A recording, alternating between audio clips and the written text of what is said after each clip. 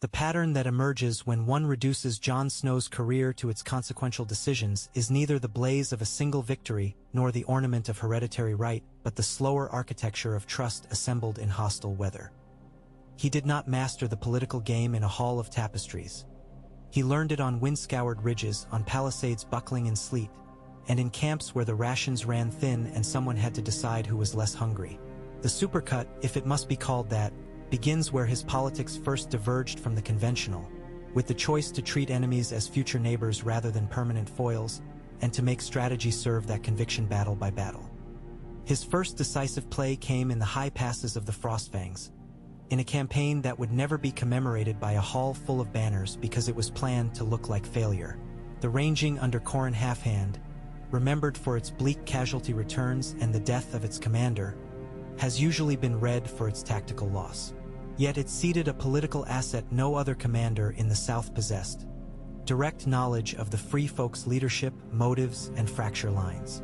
By accepting Halfhand's order to infiltrate and survive among the Free Folk, and by paying the personal cost that the order demanded, Jon purchased credibility with Mance Raiders following at a price money cannot buy. The ledger from that winter shows empty columns where numbers should be, the marks of patrols that did not return. But elsewhere, later, there appear signatures that matter more: names of Free Folk captains who would eventually march under Jon's command. The cause and effect is not romantic. It is administrative. He acquired a registry of northern grievances and the idioms of respect north of the Wall, and he earned the right to speak across that boundary without requiring a translator of pride. That knowledge turned the siege of Castle Black from a desperate defense into the first great demonstration of his political method. The battle itself is instructive primarily as a test of authority.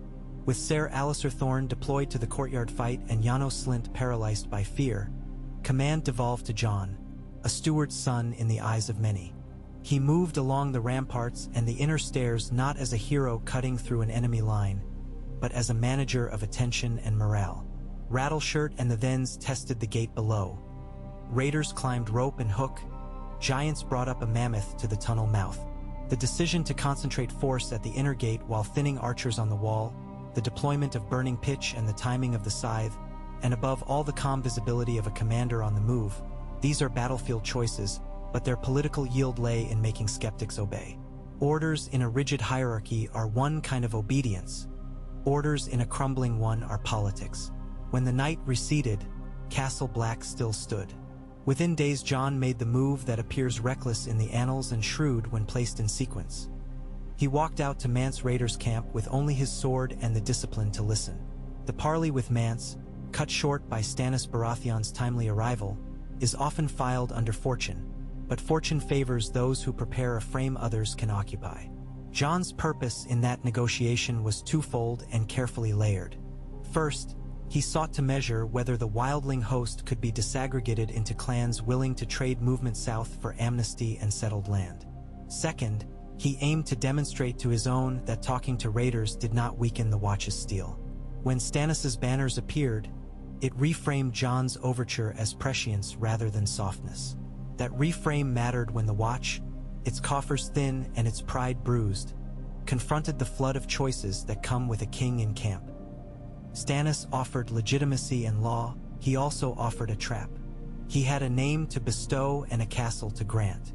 A lesser politician would have accepted the terms and bartered past vows for present power, seeking a lordship as proof of adulthood.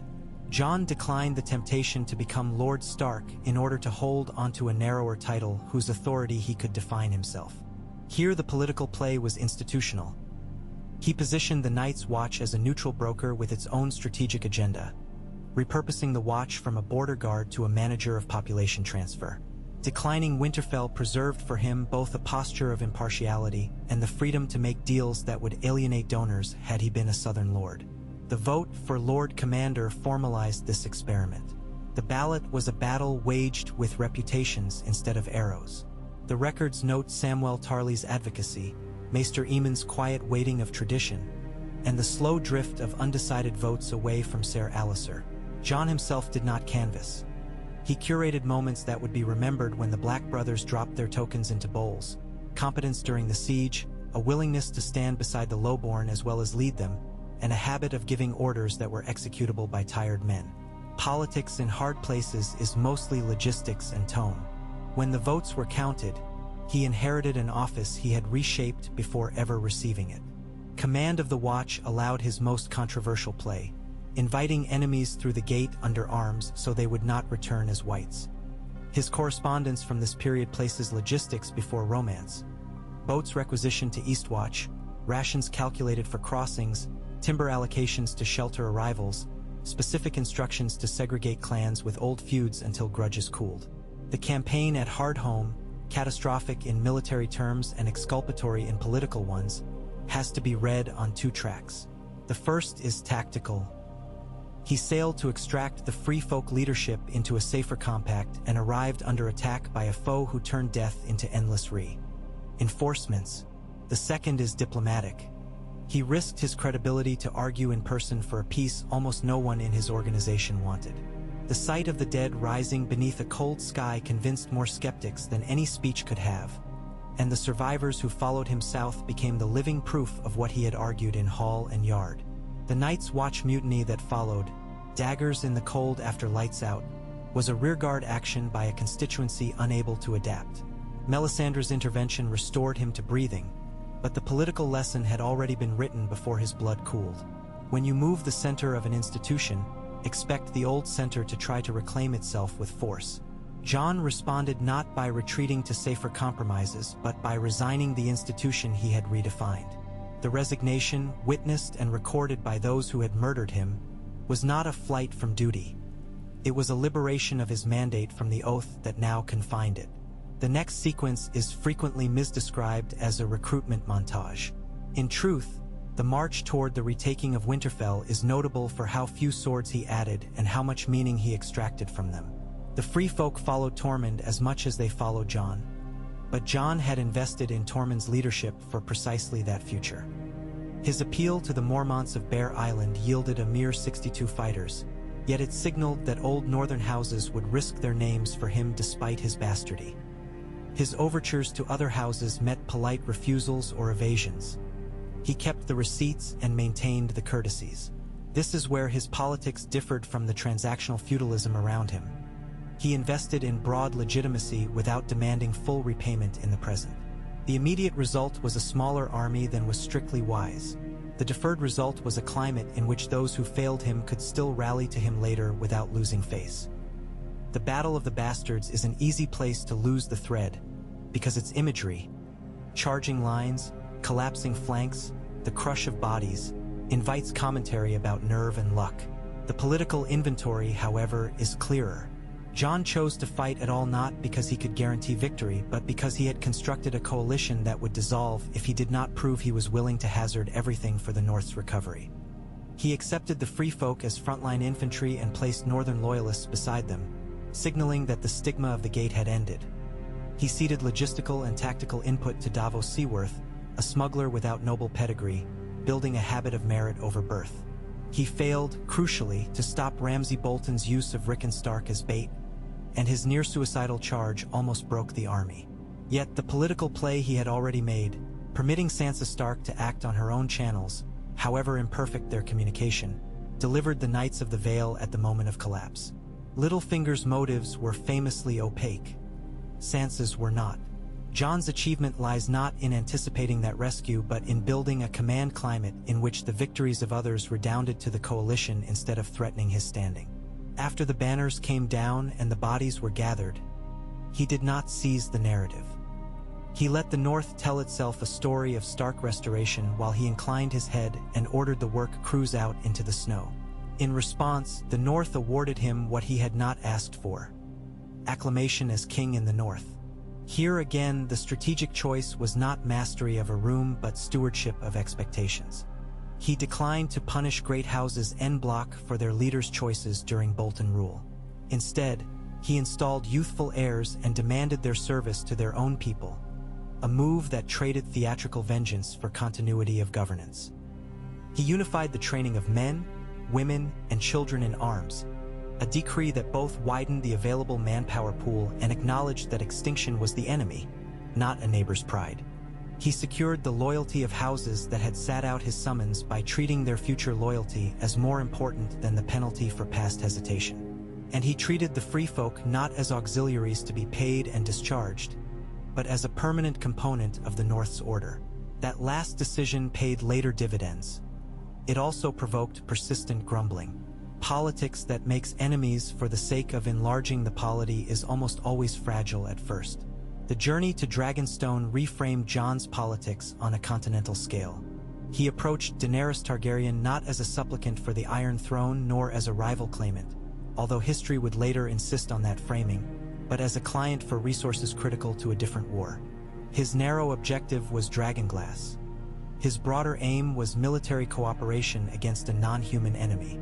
The play here combined candor and restraint. He asserted his status as a king where it mattered for dignity and compromised on ceremonials where it mattered for the deal. The bargain he extracted, mining rights and a working partnership, was possible because he refused two extremes. He would not bend the knee immediately to buy favor, nor would he insult her cause. He declined to deny the threat to flatter her southward priorities, and he declined to exaggerate his leverage. In the notebooks of those present, one finds repeated notations about his refusal to gild the risk. When he later did bend the knee, it was to consolidate a partnership that had already yielded tangible resources and to signal to his own followers that he would spend honor on survival when the exchange rate was favorable. The expedition beyond the wall to capture a white has been criticized for its hazard, a critique the record sustains. Yet, on political grounds, it is best read as theater performed for an audience whose cooperation could not be coaxed by any other means. The audience at the DRA. Gone Pit included Cersei Lannister, whose promise was counterfeit, but also an array of southern power brokers whose imaginations had never been inhabited by winter as the North defines it. The demonstration worked well enough to broker a truce that allowed Daenerys to commit her armies north without immediate southern catastrophe. The cost: a dragon lost and the Night King's acquisition of a weapon that would claim the wall, remains an indelible charge on Jon's account. But if one follows the causality further, the ensuing evacuation of the Free Folk through Eastwatch, the marshalling of the Vale and Riverland contingents to Winterfell, and the very possibility of a single decisive confrontation against the dead were all made more feasible by that temporary southern quietude. That is the uncomfortable arithmetic of coalition war. A flamboyant risk taken in bleak country saved months of sterile negotiation that winter did not allow. At Winterfell, in the days before the Great War's culminating battle, Jon's politics were those of synthesis. He aligned commanders whose habits did not mesh, northern lords who despised unsullied discipline, free folk who mocked southern ceremony, knights of the Vale who trusted only their own, by distributing responsibilities in ways that flattered each culture's strengths. The Dothraki were assigned the vanguard role they craved. The Unsullied guarded the withdrawals with a stoicism they valued. The free folk ranged in the grounds they knew. The northern lords protected the heart of their inheritance. Dragons patrolled the air. The plan's military wisdom can be debated. Its political intent cannot. He refused to hoard safety. He placed himself and Daenerys in the perilous forward positions and consigned trusted counselors to cellar vaults because survival of the polity required brains as well as swords.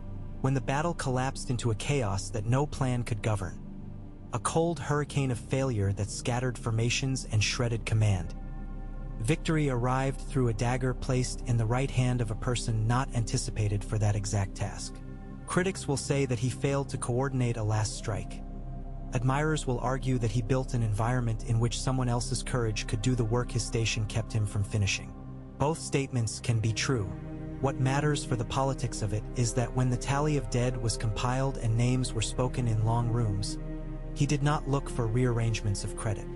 He accepted survival as the only prize, and he spent his remaining capital trying to prevent the world he had preserved from consuming itself in a second, more familiar fire. King's Landing was that fire. To call it a battle misleads. It was a collapse of a city's moral roof under a sudden rain of dragon flame. In the run-up, Jon continued to practice the politics that had brought him this far. Speaking plainly to allies even when they disliked his words, refusing to promise loyalty in one room and break it in another, insisting that the false peace Cersei dangled was a trap.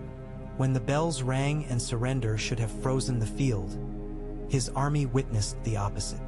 Jon's behavior during the sack, restraining his men, killing one of his own to stop a rape, calling withdrawals where such calls could be heard, was politics by example. It signaled to Northern and Vale men that the standards he had tried to codify in Winterfell were not contingent on the enemy's behavior. But the political system around him had already decided that the logic of terror would dictate the rest. The careful bridges he had built between North and South, between savages in the eyes of one camp and liberators in the eyes of another, burned independent of orders. From this wreckage emerged his last and most severe play, removal of the queen he had acclaimed. The act functions in history as regicide. In his own papers, preserved in copies by those who ended up transporting him back to the Wall, it reads as the only remaining lever to keep swords from sorting the realm into permanent warbands. He had three choices: attempt to rally a rebellion under his true name and start a succession war in a city that still smoked, abdicate from every influence he possessed and abandon the survivors to the next strongman, or accept a mortal burden onto his conscience to make space for a political settlement. He chose the third. The council that followed, assembling survivors of many houses and of none, elected a king who would not perpetuate the cycle of inheritance. The North claimed and was granted independence under Sansa Stark. The remaining kingdoms accepted a compromise that included Jon's exile. Exile is not usually counted as a political success, but the longer one watches the behavior of elites and the rest in the years after the bells, the more his final acceptance of banishment looks like a design rather than an abasement. He removed the focal point for a renewed civil war.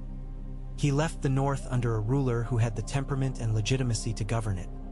He freed the free folk from a liminal status they could never survive within the feudal schema, and he returned to the frontier he had always treated as the real center. Those who read only court reports will miss the movement in the long grass. The free folk did not merely wander back into wildness. They did so with a compact of mutual aid and a history of coordination with the South that would outlast a generation. The Watch, reduced and reoriented, learned to serve as a customs house and early warning system rather than a monastic army. None of those functions required Jon's continued presence as an official. They did require his precedent. The effective pattern of his politics across these campaigns can be summarized, not as a set of aphorisms, but as a recurrence of certain choices that accumulated consequence. First, he consistently redefined who counted as we in order to build coalitions that could survive. The next disaster. At Castle Black, his we included grizzled veterans, boys barely in uniform, and, if he could manage it, former enemies on the other side of the wall. Before Winterfell, it widened to include free folk and a handful of small northern houses whose pride had been wounded by years of wrong banners flying from the ramparts. On Dragonstone, it included southern foreigners whose languages arrived on ships that had never felt ice. At the Dragon Pit, he appealed to we as the living, a term unrecognized by those who believed politics starts and ends at the red walls of the capital. This widening was not rhetorical flourish. It funded victories. Second, he treated legitimacy as something bestowed by followership rather than guaranteed by birth. This is not to deny that his birth made futures possible. It is to insist that the future he created does not depend on it. He declined early the kind of promotion that would have obligated him to abandon his most effective alliances. He accepted later a crown offered in a smoky hall not because it was a crown but because it expressed the will of the people he sought to protect. When the crown compromised what remained of the alliance needed for the longer war, he bartered it away to secure a more potent partner. Legitimacy for him was thus a fluid asset, accumulated and spent with attention to the interest rate imposed by winter. Third, he understood that institutions, whether the Watch, the Northern Lordship Network, or the ad hoc coalition against the dead, are organisms with immune systems. Every time he introduced an unfamiliar element, he also introduced a mechanism to make the organism accept it. When he brought the free folk through the gate, he paired them with settlement plans, food and timber schedules, and real estates where new loyalties could take root. When he put Davos beside northern captains, he let results justify the affront to class. When he forgave houses suspected of softness toward the Boltons, he gave their heirs public duties that could be seen and judged. In contrast, when he did not pair his innovation with a stabilizer, when he brought a living proof of the dead to a queen uniquely resistant to coalitions, or when he disclosed his true name in a circle unable to keep knowledge inside, it invited antibodies. The lesson he drew from those reversals was not cynicism. It was an incrementalism that kept returning to patient work when spectacle failed. Fourth, he made, and then continued to make, uncomfortable use of the idea that the cleanest line between 2 points in politics is often a bridge built in weather too bad for ceremony. The risk at Hardhome, the readiness to accept Sansa's intervention without seizing her credit, the insistence on telling Cersei the truth even when a lie would have saved everyone composure, the killing of an ally to stop a soldier's crime during a sack, the last act in the ruined throne room. Each exemplifies a habit that most rulers find intolerable because it upsets their plans to be adored. Jon's best political plays worked because they prioritized the outcome the polity needed, not the feeling the polity craved about its leader. It is possible to object that these are not tactics but a personality. That is precisely the point. In the Chronicles of Westeros, hard tactical brilliance often fails because the polity behind it is too brittle to accept the peace that follows. Jon Snow's notable contribution was to make the polity less brittle even as he risked and sometimes mismanaged the battles themselves. The best example remains the transition from enemy to neighbor in the case of the Free Folk. What began as an infiltration ended as a civic project. The individual steps, speaking the language of autonomy to clan chiefs, using proof of the necromancer's power to make the price of peace obvious, carrying wounded children across a beach while others watched, assigning raiders to repair frozen gates with brothers who had lost comrades to them, placing Tormund Giantsbane at his right hand in councils where banners had never ceded the floor to tattooed men, were not scenes for a song. They were granular corrections to a civilization's muscle memory. In the reckoning that followed the Night King's death, when the Free Folk walked north again, it was not as a defeated army but as a people whose future coexistence with the South had terms attached. This was not perfect peace. It was a sturdy truce arranged by someone who knew both ends of the path. Even the failures fit this shape. His refusal to weaponize his parentage broke the calculus of courtiers who hoped to ride his name to a second war. His inability to stop Daenerys' ruinous decision cost lives he would have spent himself to save. His insistence on plain dealing at the Dragon Pit spared no one's pride and secured too little from those whose coin is deceit. Yet these misplays did not undo the architecture he had assembled because it had never been a tower. It was a network. When he was removed, the nodes he had activated, Sansa's rule in an independent north, Arya's survival beyond mapped edges, Tormund's stewardship of a people once condemned to die between a wall and a storm, Samwell's quiet taxonomies in the Citadel able to train new stewards of memory, Davos's maintenance of the rough corridors by which commoners talk back to kings remained active. Politics that survives the departure of its author is rarer than victory. One reaches for a single tableau to end with and is thrown back instead on a ledger. In one column, list the battles. A snowy wall held at night, a beachhead collapsing under blue-eyed silence, a field that became a grinder of horses and men, a fortress ringed with frozen trenches, a city where bells rang and were ignored. In the other, list the political plays that thread them, the infiltration that became fluency, the refusal of a crown that would have trapped the Watch in southern quarrels, the importation of Mai's as citizens by design, the substitution of youthful heirs for feuds that would have consumed their houses, the bargaining for resources from a queen who did not believe in his war until she bled for it, the performance of a grisly proof to extract a truce, the management of cohesion among cultures that had never dined in the same hall, the maintenance of standards during atrocity, and the final acceptance of exile to cancel the next civil calamity. The lines between columns are not straight. They are cables in a winter wind, tensioned and retensioned until the span holds. Put differently, Jon Snow's best political plays are not ornaments around a warrior's neck, but the connective tissue of a people's survival under conditions in which neither myths nor laws could be relied upon. His victories were not occasions for new songs so much as opportunities to install wiser defaults. He was often late to what his enemies called the game because he was busy changing what counted as a board. Battle by battle, he made room for neighbors who had been enemies, for women who had been spectators, for foreigners who had been stories, and for counselors who could count better than they could trace their family trees. The result, however temporarily stable, was a realm that could choose a king for his story rather than for his seed, and a north that could stop pretending that geography and virtue were the same. If the supercut we imagine lingers on his most luminous moments, It should also let the camera rest on the harder-to-illustrate ones. Men stacking timber beside tents pitched by former raiders. A steward's chalk tallies of oats crossed out and replaced with larger numbers when boats packed with strangers dock. A northern lord who once whispered about savages now telling his household to find extra blankets. Those were the plays that won the war beneath the wars, each one a quiet defeat of the habit of hating what had previously kept the wall tall. And yet a chronicle that stops at architecture misses the screws and timbers by which the structure held through frost and fire. To finish the account properly, it is necessary to pass through the fields and garrisons where the same instincts repeated under new pressures until they hardened into policy. The first such site after the Halfhand's mission is the ruin of Craster's Keep, a place few name with pride but one that marked the boundary between expediency and credibility. The mutiny there, which stained the Watch's already tattered reputation, offered Jon a choice commonly disguised as strategy but in truth wholly political. Ignore the dishonor and conserve men for the wall, or spend precious strength to restore the authority by which any later order could be issued. He chose the latter, gathered a detachment of the willing rather than the obedient, and advanced on a fortified mess of timbers housing murderers who wore the same black as he did. The tactics were simple: surprise through the trees, focus on the leaders, fire after, but their outcome was institutional.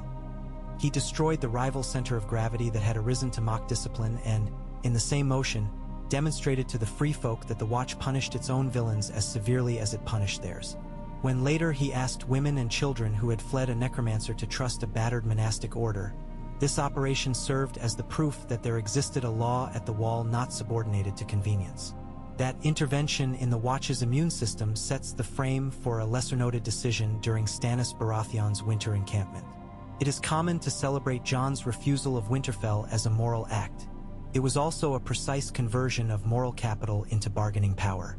By declining legitimacy on Stannis's terms, he preserved a distinct identity for the Watch at a moment when the Southern Court's habit would have been to absorb, decorate, and then direct it. The immediate return on this decision came in small coins: the ability to correct Stannis without humiliating him, the room to tell Melisandre that their war required the living free folk rather than sacrificial displays, the standing to reassign Alliser Thorne and other intransigents without appearing to use a king's vengefulness as cover. The long-term return is more striking. Once Stannis' star guttered in the snows, the Watch had not been braided into his failure. It could continue the only strategic project that mattered with its hands clean. The execution of Janos Slynt belongs to the same ledger. One can read it as a lesson in discipline furnished with a sword's edge, and so it was.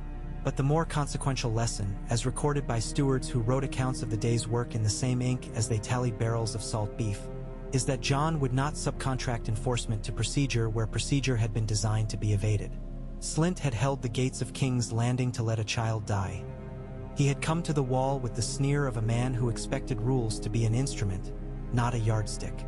The order to take him outside and the stroke that followed said publicly what future negotiations would depend upon. That cowardice among officers would bring penalties harsher than those leveled on frightened boys. When Jon later asked tired men to risk their lives ferrying strangers across a black sea, he relied on the remembered example that their commander did not exempt confidence men from the standards he demanded of the hungry. The parley with Mance Rayder after the siege of Castle Black is often summarized as an unfinished negotiation interrupted by Stannis' cavalry. The more subtle payoff came hours earlier when Jon killed Mance with an arrow to end a death by fire. The act enraged Stannis' priests and confounded certain brothers. It also told every free folk leader watching from the crowd that Jon would violate ceremonial proprieties to spare an enemy torture. Much later, when Tormund Maya assured whether Jon's promises to settle his people south of the wall were designed to trap them in servitude, this memory tipped the scale. No ledger can record the immediate effect of mercy observed under duress. The later alliance does. The defense of the wall itself, once on the ramparts under the moon, then again in the tunnels where giants pressed mammoths against iron, exposed another recurrent element of Jon's politics: the choice to be seen taking the risk others were asked to take. In the literature of command, this often degrades into pageantry. In the short memoirs of men who watched the beams shiver, it appears as steadying fact. Visibility is not a substitute for competence, but it turns competence into authority. Jon walked the interior steps between stations, repeating orders with the same words and emphasis, rationing his voice so that when he shouted to hold the gate, even men who distrusted his birth settled their feet and held. The habit followed him into later winters. He did not ask the Dothraki to ride into night while he watched from warmth. He rode a dragon above a temperature no horse could endure. He did not instruct northerners and free folk to bleed under flayedman banners while guarding his own reputation. He nearly vaporized his army in a reckless charge at the sight of a doomed boy. The analytical point is not to praise the near disaster but to observe the consistent conversion of personal exposure into the currency required to keep coalitions from breaking under stress. Then came Hardhome, which any account must treat in paired columns of catastrophe and capital. The first column is numerical. Contingents lost, leaders drowned, boats overloaded, a rough count of the rescued. The second is relational, an alteration in belief among surviving free folk and the brothers who had agreed to ferry them. Those who returned to the wall as witnesses carried narratives that served Jon's hardest domestic task better than any dispatch he could have authored. When he argued that the enemy was neither foreign nor human, and that the old inter-northern quarrels were luxuries winter would not finance. He did so not as a prophet repeating himself, but as the aggregator of dozens of unit histories written in the same invisible ink of shaken hands and missing friends.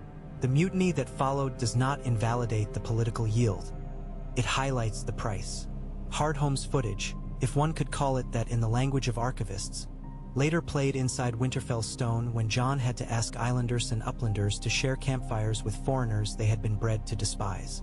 The heroism on those boats did not create goodwill. It gave him an authority to spend when he asked for it. His execution of the mutineers upon his restoration fits into the recurring structure of rule by standards rather than rule by mood. Alliser Thorne and his cohort did not die because they disagreed. They died because they had used murder to reverse a policy their commander had the right to set. Jon's words at the gallows, paraphrased in accounts by those who emptied their bladders after the trapdoors fell, emphasized office over person. The consequence was twofold. It temporarily calmed the barracks with the clarity that comes after violence and, more importantly, freed him to resign with a measure of peace. By completing the loop of justice before laying down the cloak, he left no casus belli behind him for another round of bloodletting within the watch. When he walked away, the organization he had repaired could remain a functional tool for whoever picked it up next.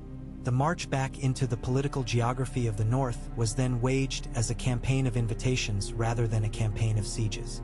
Bear Island's 62 were less a count of spears than a headline. A house spared nothing by war declared that a bastard's cause was their cause if it also served their people's safety. Glovers and others demurred.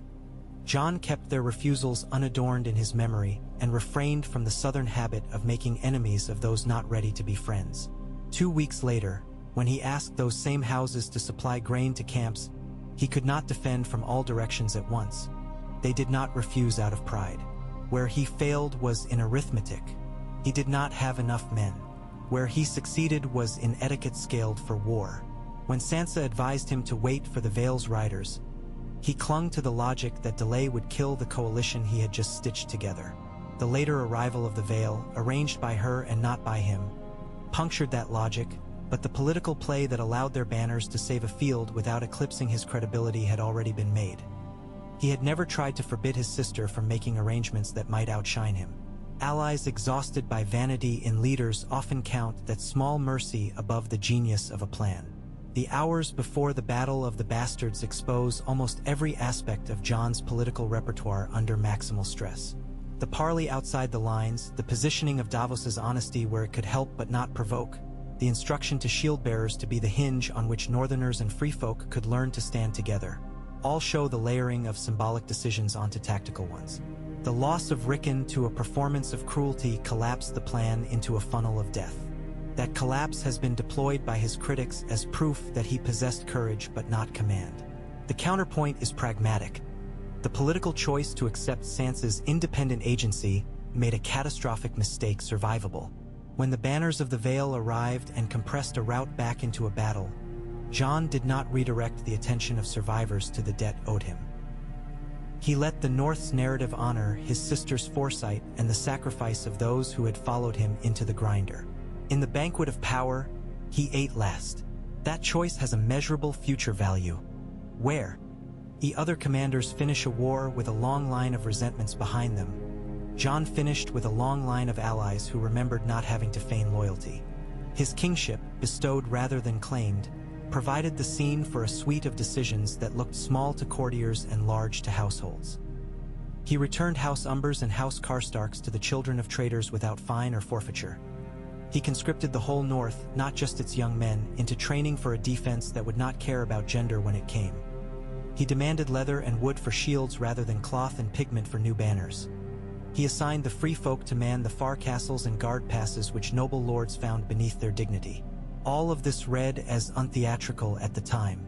In aggregate, it altered the manpower, the geography, and the time horizons of a region that had been taught to meet threats with anger and titles. The temporary unpopularity of these choices is recorded in the minutes of councils by scratches where names should be.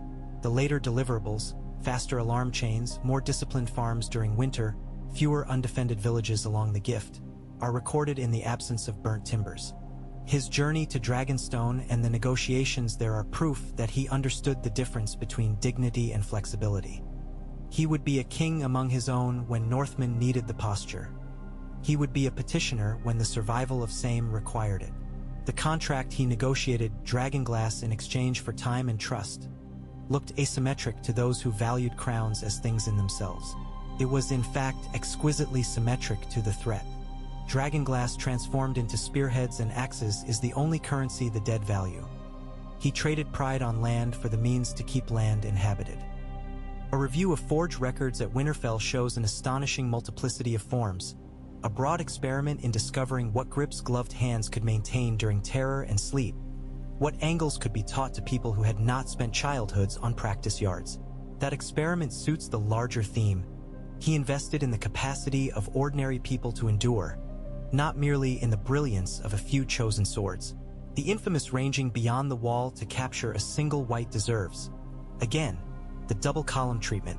On a staff map, the plan's risks exceed its imaginable returns. On the political map, the expedition purchased the only commodity in King's Landing that had been unavailable for years, a shared premise. The demonstration at the Dragon Pit was not aimed at Cersei alone. Indeed, perhaps least at her, but at the chain of lesser figures whose sign-offs and non-obstructions determine whether armies can march and supplies can be bought without arrears. The sight of one impossible enemy in a gilded arena where men had once died for sport condensed a month of arguments into a demonstration.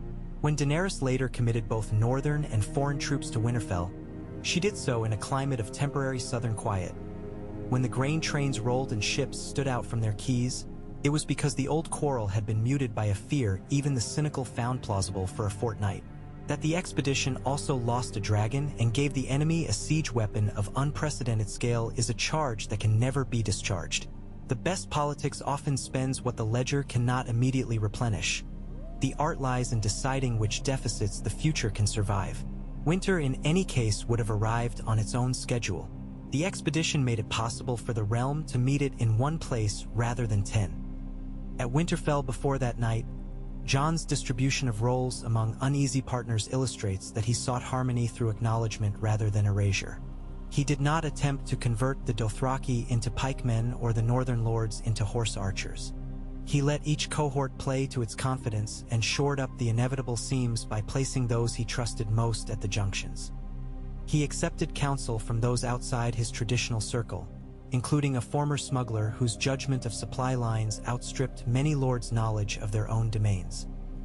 He put talented women in rooms where they could be seen giving orders and being obeyed.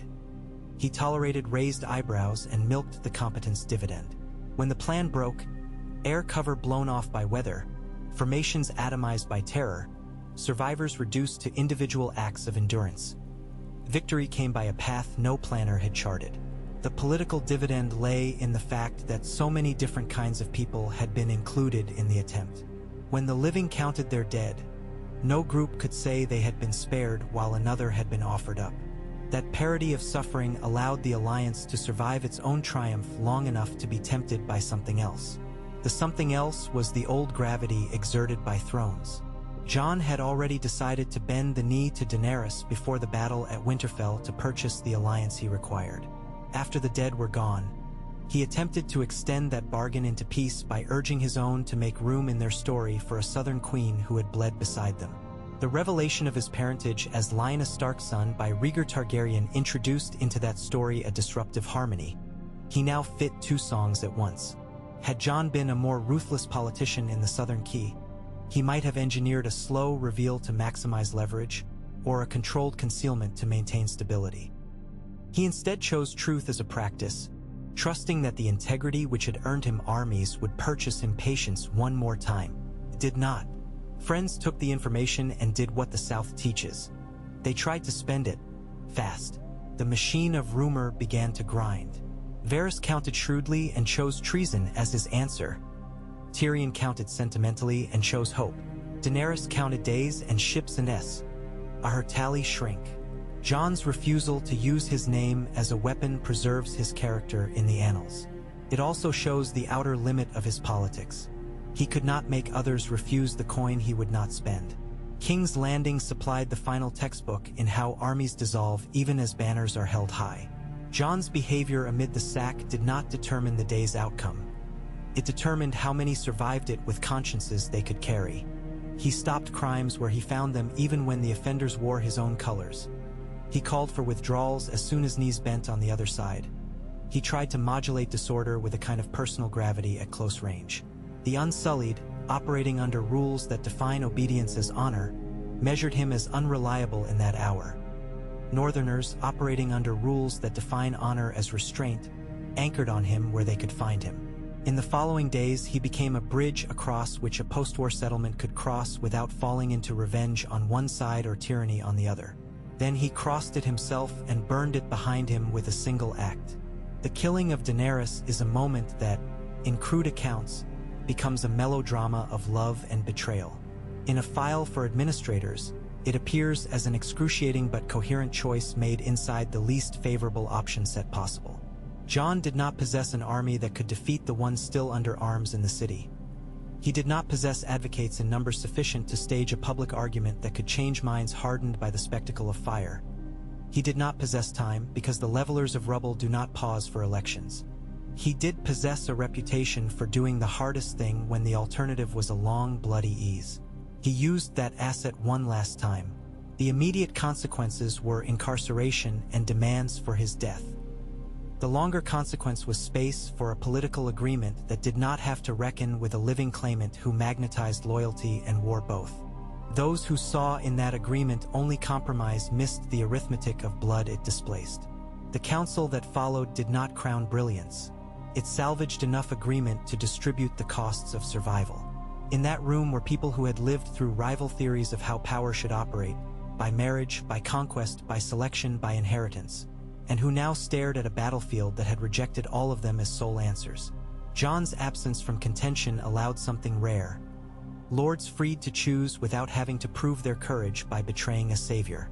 The North's independence under Sansa Stark's careful stewardship derived as much from this opening as from the moral weight of Northern endurance. The other kingdoms accepted Bran's election because he made the fewest demands on their vanities while promising a dominion of memory that might help them avoid the next predictable calamity.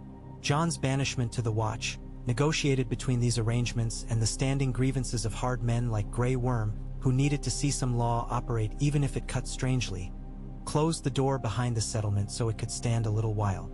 Those who assume that exile is the end misread the true topic of this chronicle. Jon's best political plays aim not at his own tenure but at the persistence of a civic order that does not require him. His return to the frontier, accompanied by the free folk and what remained of the Watch's routines, completed a circle that had been drawn slowly through years of decisions. In the region between wall and wilderness, the new normal took root. Watch posts serving as trading stations and quarantine points rather than lonely redoubts. A rhythm of seasonal movement for the free folk that respected old instincts while avoiding friction. A habit of mutual aid in bad winters supported by stores quietly managed by stewards who had learned from Samwell Tarly's patient inventories. Jon's contribution to this phase was unrecorded precisely because it was not theatrical.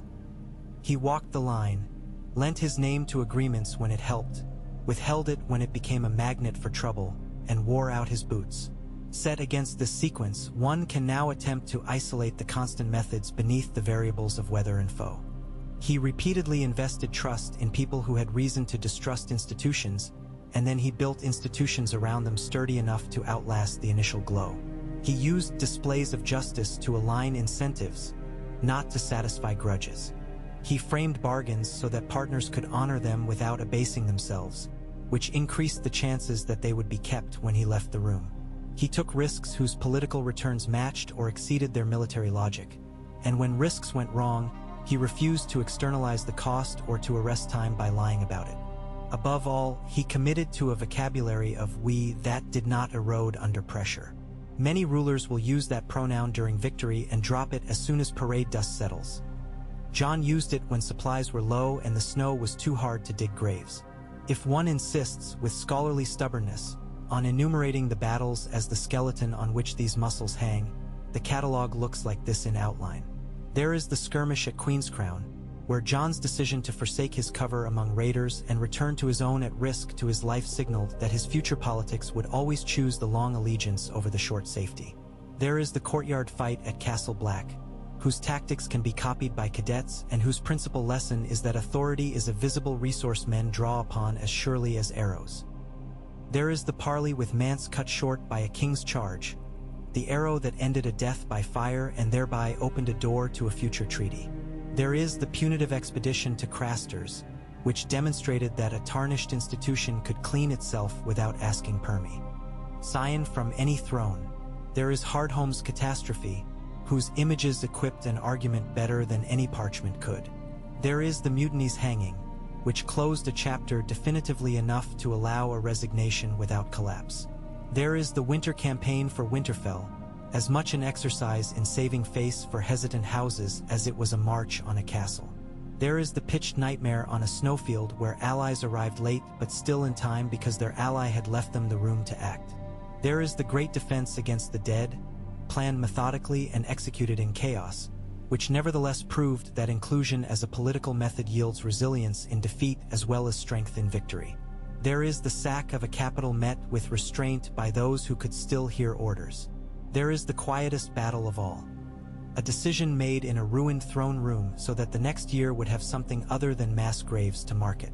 Finally, there is the negotiation that placed him outside the system so that the system could survive, the long walk north that returned him to the place where he had first learned that politics is what keeps neighbors from becoming enemies when the snow falls early and the wolves roam.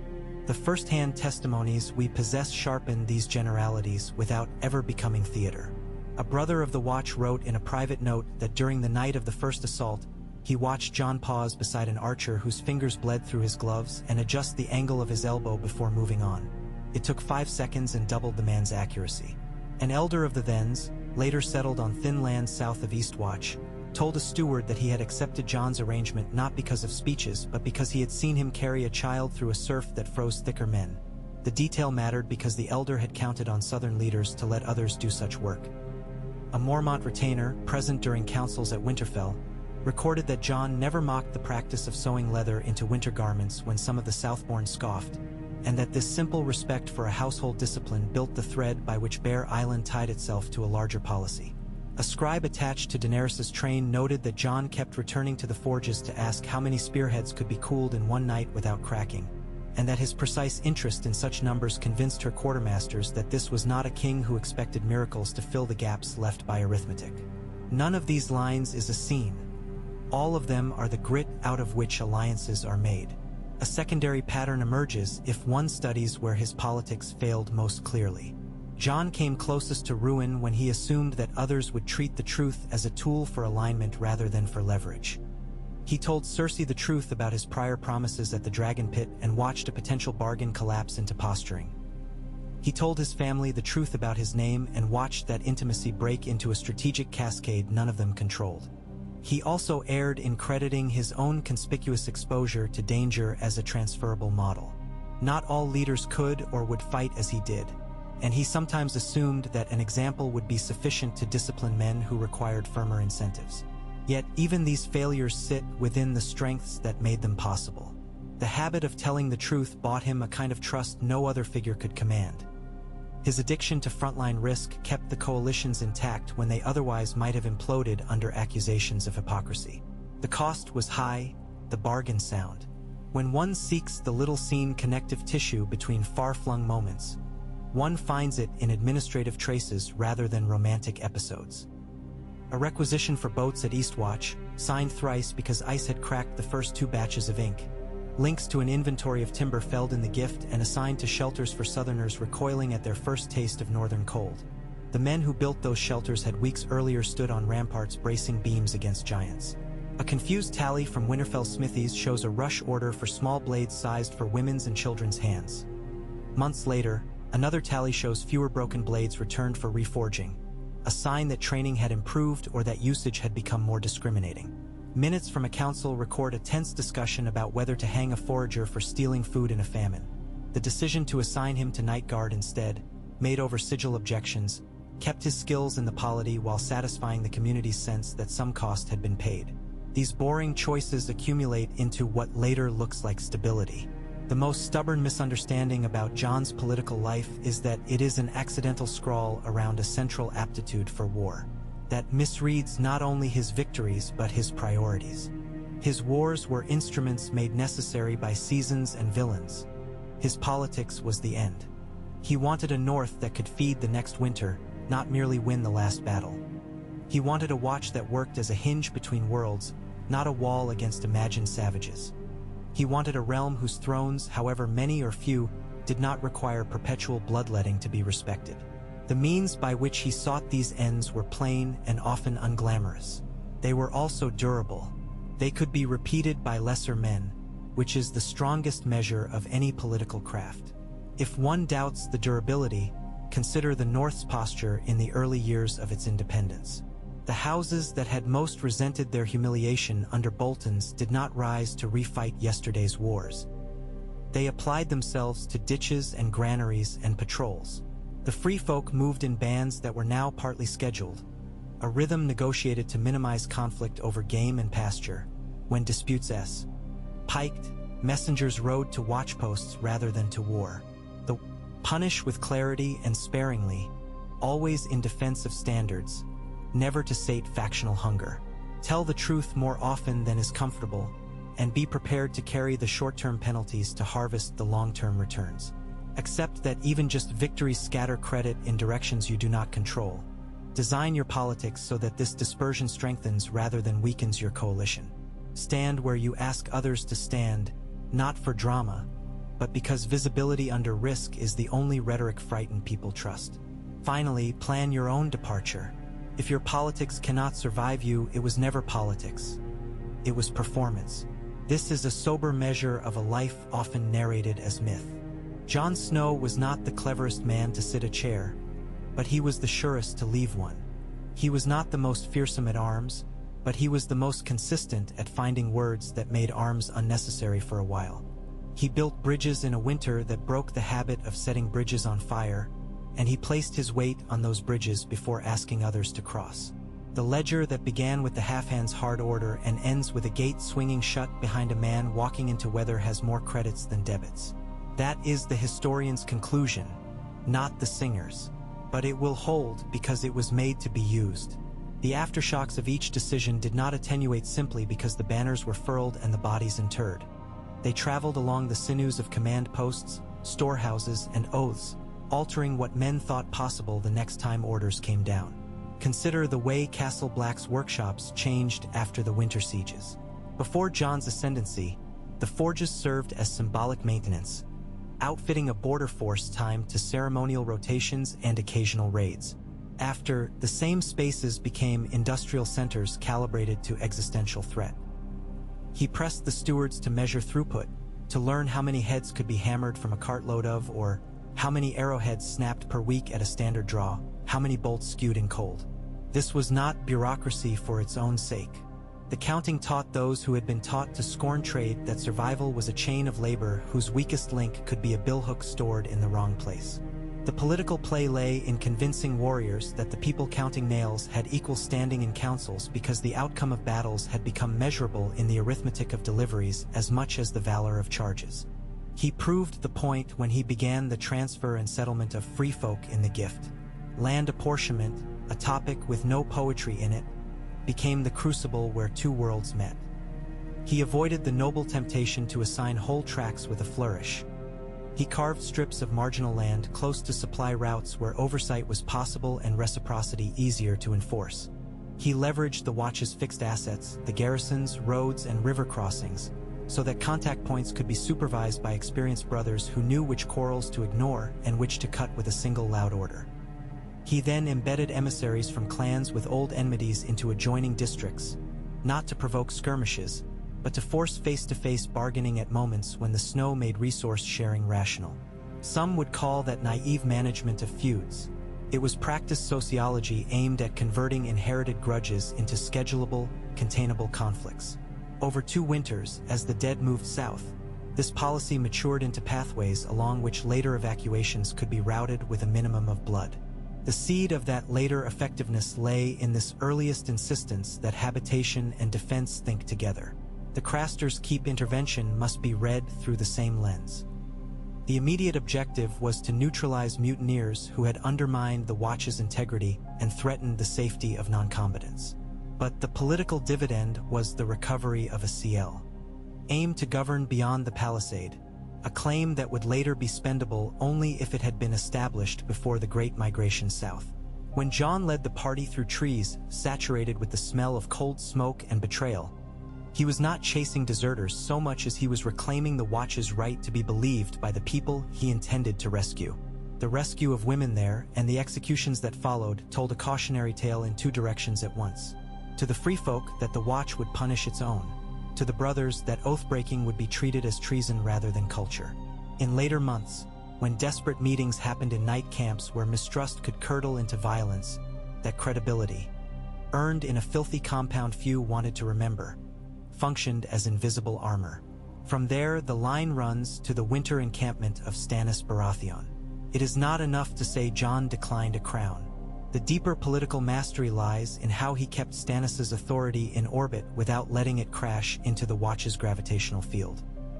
He did not defy the king in public because he cared about appearances. He framed his refusals as obedience to the greater war, thereby preserving Stannis' dignity even as he protected the Watch's autonomy.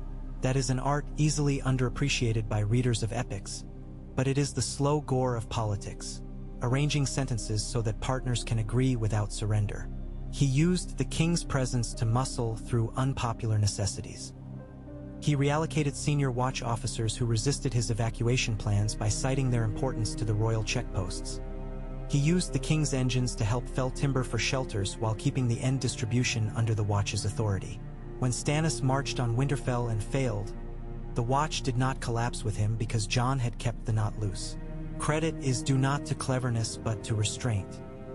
Against that backdrop, the execution of Janos Slynt was not the spectacular elimination of a villain.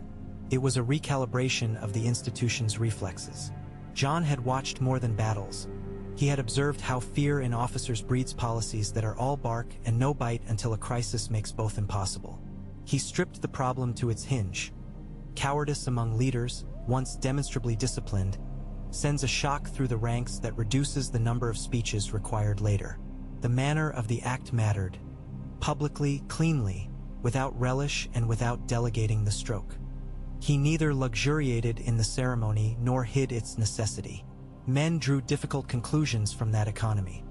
That they would not be sacrificed to another man's favor, and that the rules they signed up to would be enforced even against the connected. Thereafter, the orders required to coordinate the rescue at Hardhome were obeyed more uniformly than they had any right to be, given the risk. Hardhome itself has been analyzed to exhaustion as an operational catastrophe and a rhetorical success. The archive suggests a nuance. The operation salvaged more than arguments. It rescued certain free folk captains who would later manage the southward relocation of their people in a discipline the Watch could never have enforced alone. In their hands, the promise of land in the gift transformed from rumor into a training regime by which bands were taught to move with speed and silence. Those leaders would never have surrendered authority to Jon from afar. They followed him because he had followed them into the worst place he could have chosen to go. Before they trusted his policies, They trusted his unwillingness to leave them to the law of ice and night. Survivors remember less the tactics on the shore and more the sight of a commander making himself an anchor in a storm that sought to rip everyone from the beach. The insight that politics must operate amid terror, not only before or after it, defines Jon's conduct in the immediate aftermath. The return to Castle Black with boats full of enemies who would be neighbors.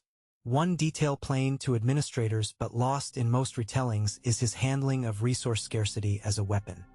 He knew the Watch could not feed all comers. He also knew famine would produce chaos worse than any mutiny yet faced. He arranged rationing that cut everyone equally, including those most loyal to him, and he did so publicly. His portion, watched by many, shrank first. This was not performative asceticism. It was the simplest available method for binding two populations into a single fairness framework.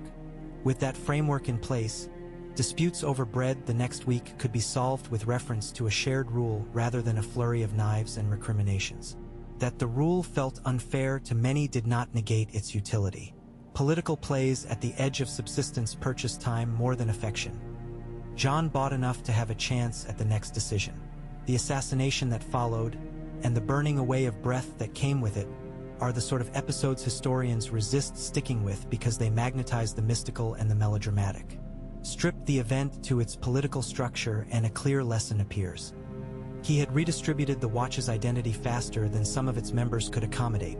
They behaved as institutions always do when stressed past their adaptation thresholds. They attempted to kill the new center so the old could reassert itself. When he returned from the place without names, he faced a choice few commanders receive. Rebuild using fear or rebuild using standards. He chose standards. He executed the conspirators in a chillingly even-tempered sequence that made the lesson about office, not vengeance. And then he resigned in a sentence that returned his oath to the text and took his body out of the room. The elegance of that resignation is often admired as a flourish. Its real power is functional.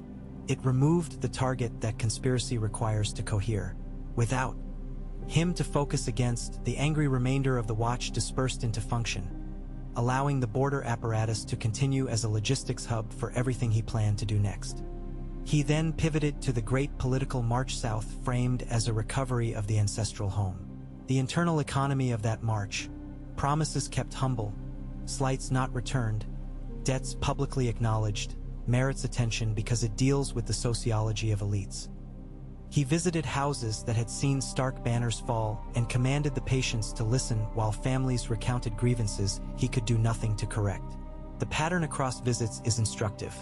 He offered not vengeance, not reparations he could not afford, but a future in which their names would not be tied forever to someone else's bad memory.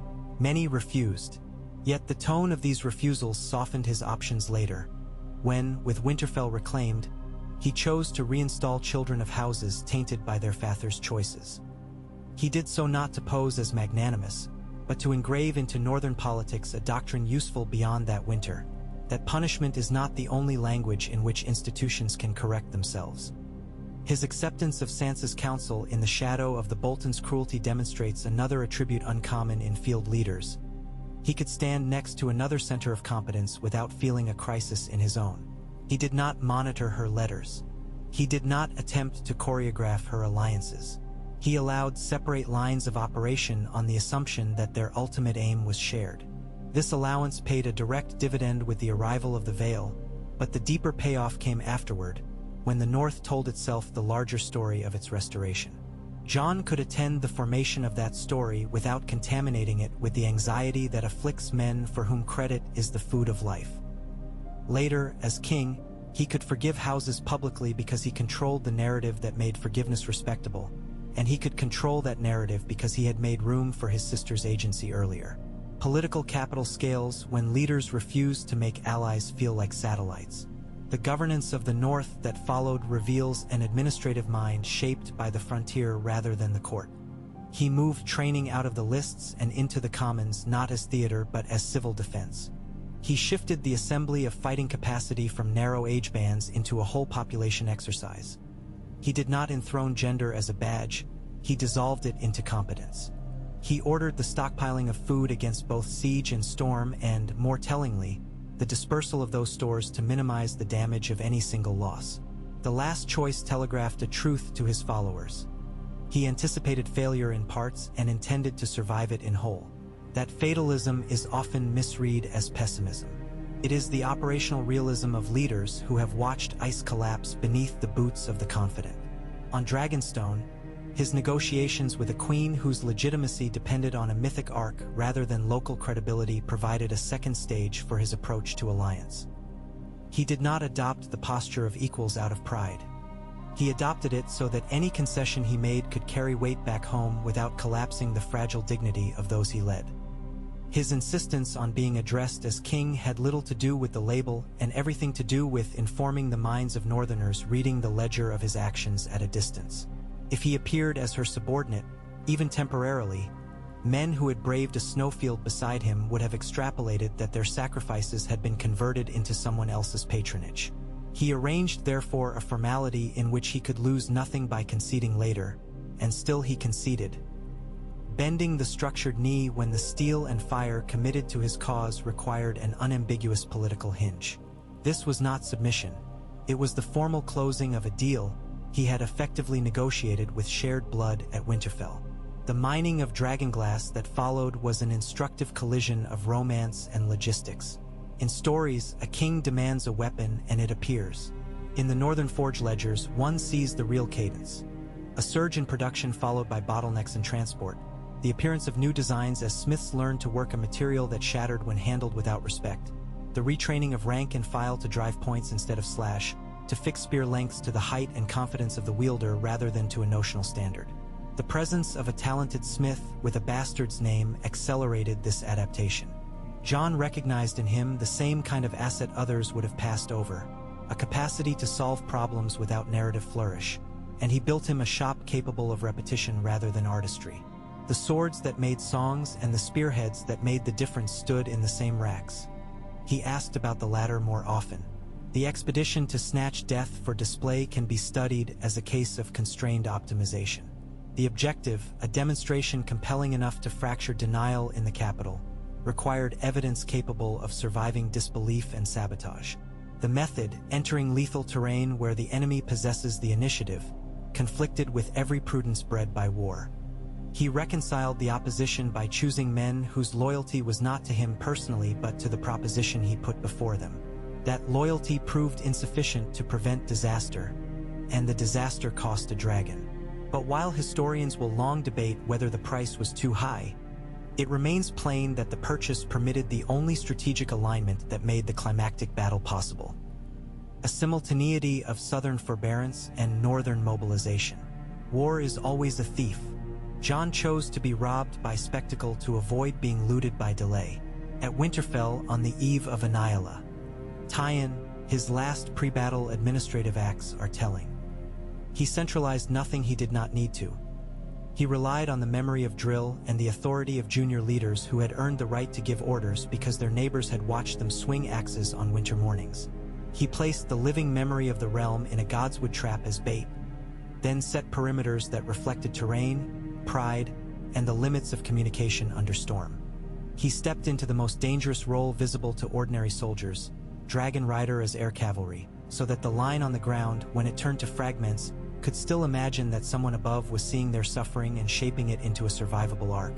That the plan devolved into individual acts of endurance should surprise no one who has read minutes instead of poems. Plans under that enemy always devolved. What wins in such environments is less the order than the prior political work that made separate cohorts accept mutual dependence. When victory fell from a direction even optimists had not plotted, it fell into a web strong enough to absorb triumph without corroding into recrimination. The interlude between Winterfell's reprieve and King's Landing's ruin is where Jon's politics met a mental fatigue it could not wholly compensate for, the corrosion of a partner's hope.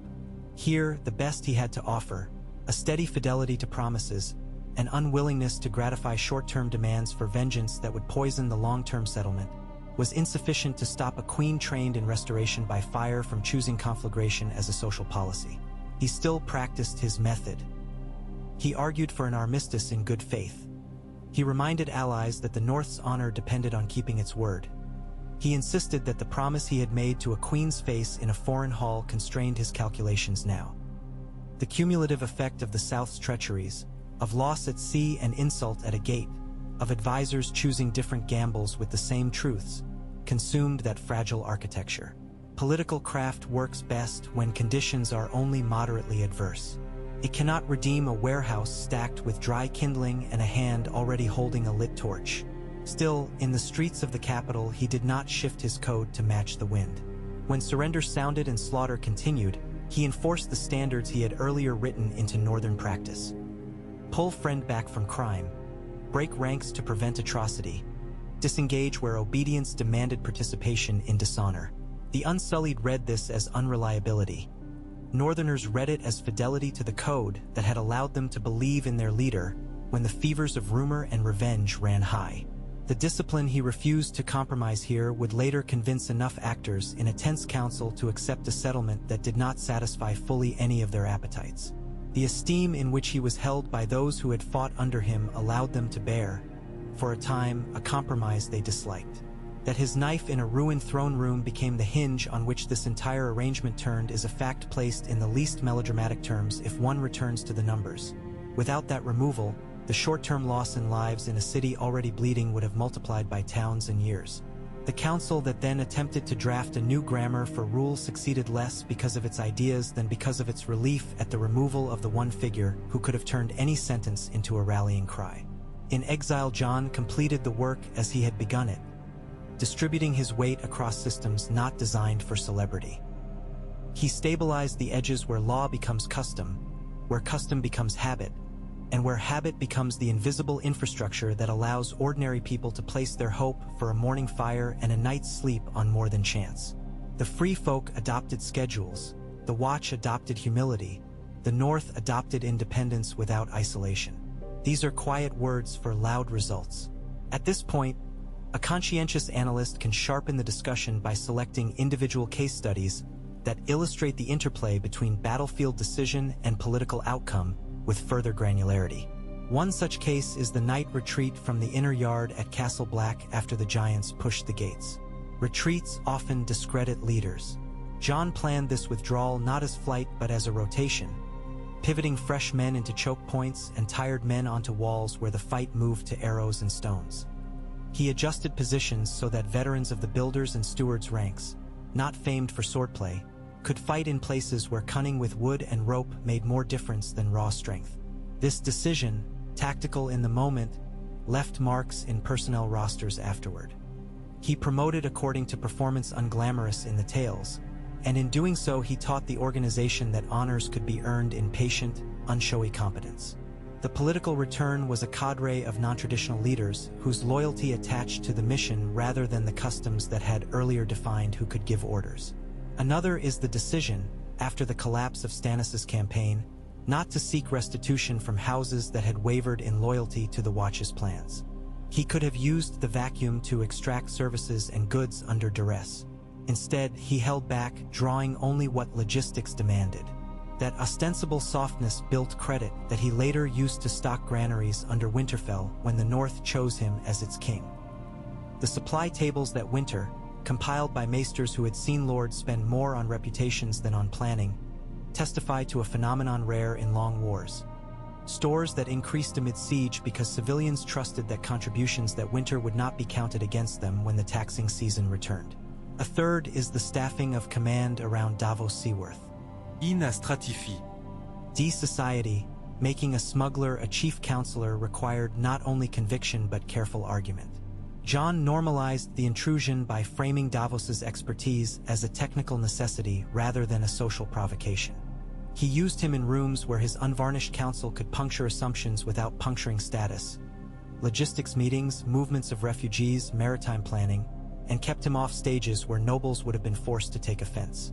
This orchestration of access allowed him to consume the practical benefit of Davos's mind without paying the full price in aristocratic pride. The method generalizes: use unconventional talent where the work speaks louder than the pedigree, and isolate it from arenas where custom will convert utility into outrage. A fourth is buried in the making of weapons from volcanic glass. John knew he needed not just blades but the behavior that made those blades effective.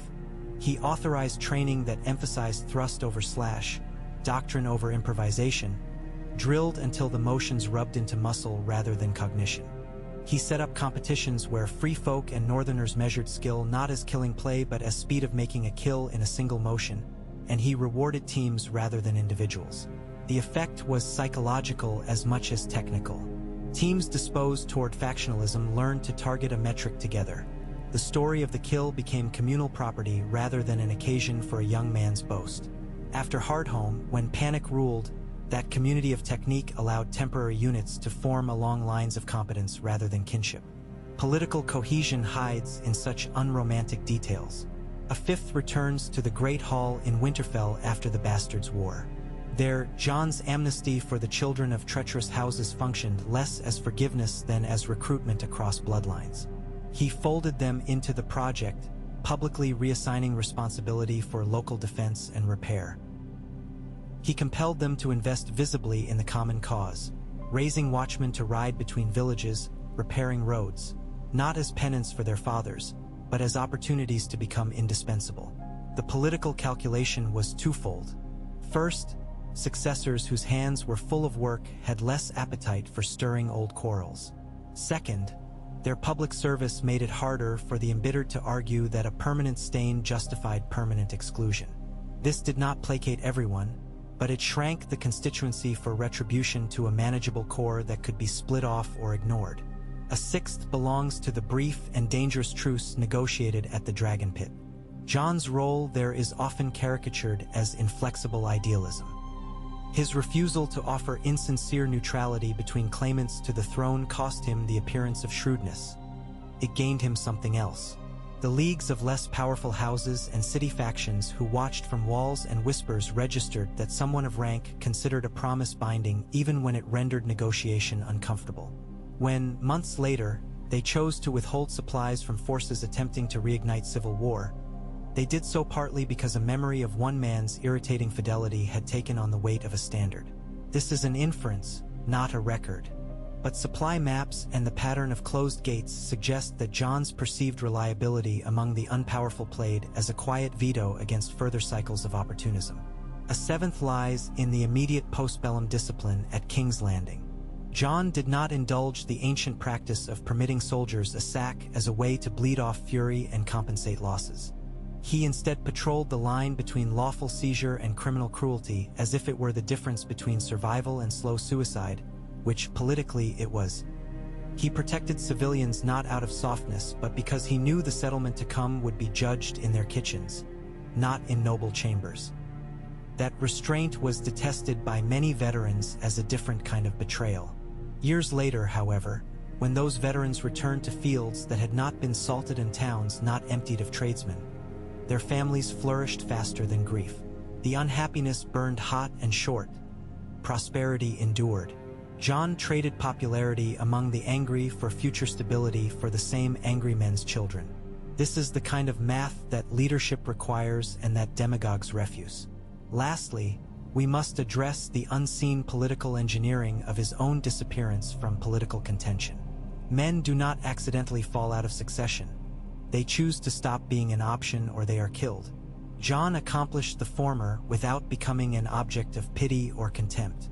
He did it by walking toward a role that fit his talents and his history.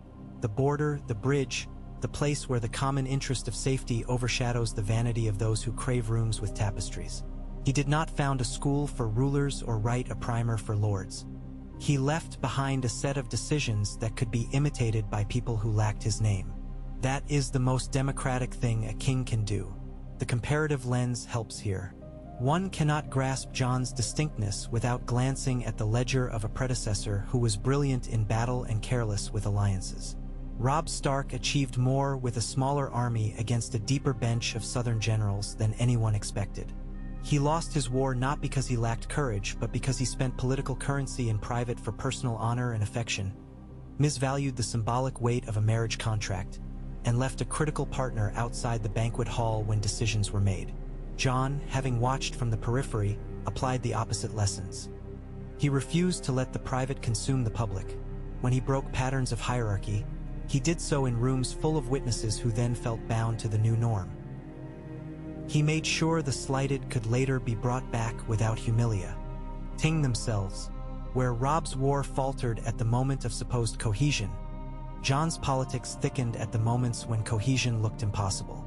If further proof is needed that John's best political plays were not accidents around wars, but the apparatus by which wars could be ended in ways that did not make the next war inevitable, one may consider the shape of grievances after he left the stage. There were disputes about taxes, about borders, about the pace of rebuilding. There were resentments among houses that had expected more spoils.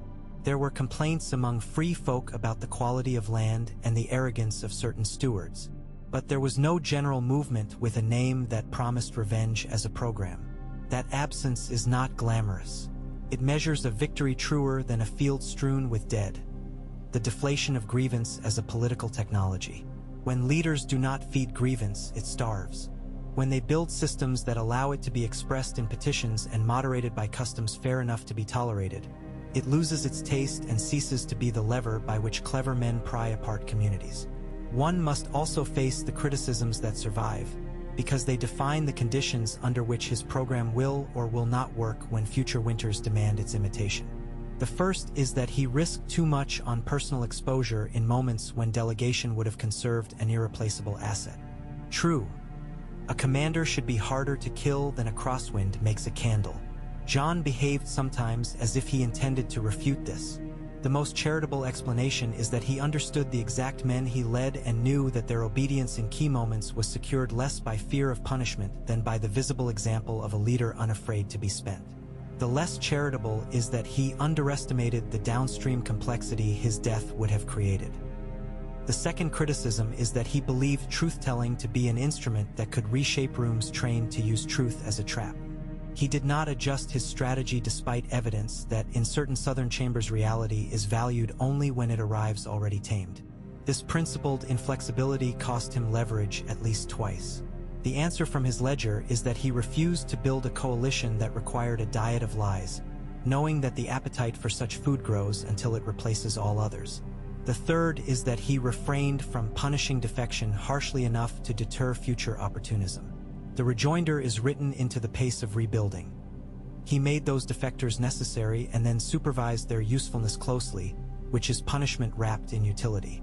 Awaiting the patient reader are 1,000 more small instances where war and politics overlap in the record like the rings of a tree. A cart left loaded on a slope outside Winterfell instead of hauled into storage, because men would return over ice for wood and someone had to make the first trip lighter. A signal system simplified after a failed sortie at Eastwatch, exchanging ornate patterns for 2 sounds that frightened children could remember. The silent introduction of a third watch hour in the night in the gift after raiders complained that 2 left them stupid with fatigue and too quick to reach for knives. The persuasion of a northern lord to let his horses be shod by a free folk farrier who had learned under conditions the North had forgotten, delivered not through a speech but by having the man shoe John's own mount first and then ride into a snow squall without throwing a shoe. These are not heroics. They are the sediment in which heroics can become durable results. To present his career as a supercut of battle's risks gasping over crescendos while missing the quiet measures he preferred. Yet battle by battle the pattern holds.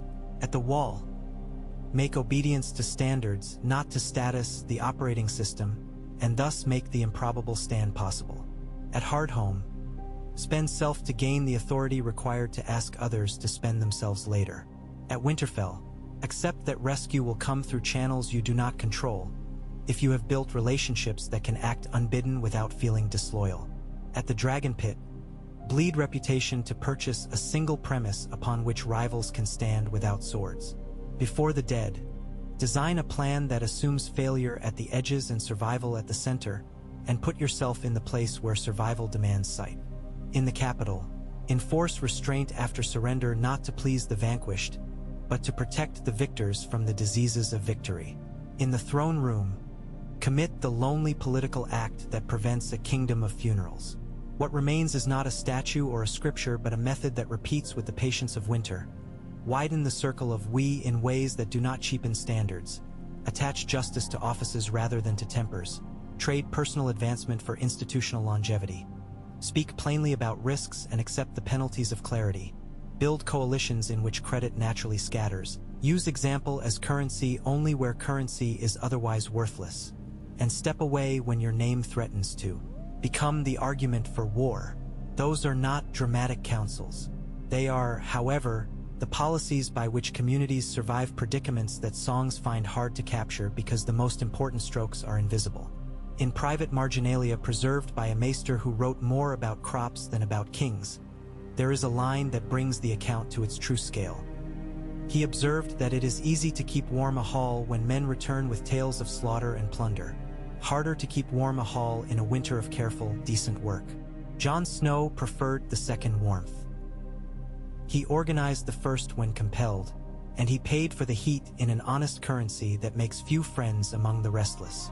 By the end, the houses, the clans, the strangers, and the apprentices who learned to strike flint and the wood was damp all benefited from a politics uninterested in glory because it was busy distributing survival. The seasons changed as they must. The wall remained, altered in purpose. The gift grew more and more accurately named. Those who traveled north for trade, for curiosity, or out of sheer contrariness found that the old stories about monsters had faded, replaced by an etiquette of nods and grudging courtesies easily learned and smoothly forgotten. That forgetting is the true measure. A political craft that allows people to stop thinking about politics in order to think about their daily bread has done nearly everything it should. There is in this, finally, a standard fit not for princes but for stewards, marshals, and elders who find themselves tasked with holding communities together when too many believe that flames purify. They can look to Jon Snow's chronicle and see not the brilliance of a player of games, but the competence of a neighbor who did not mistake the game for the purpose. When the next winter comes, as it always does in one form or another, they will need less to memorize his battles than to remember the way he turned them into agreements. They will need to translate the ethic of sling and scythe into the idiom of whatever tools they hold. They will need to remake again the best of his political plays. The move to treat enemies as future neighbors in a language harsh enough to be respected and gentle enough to be adopted. This, in the end, is the long lesson slipping undramatically beneath the snow and into roots. Survival in a harsh place is governed not by the speed with which a man takes offense, but by the steadiness with which he keeps his promises when there is no one to applaud.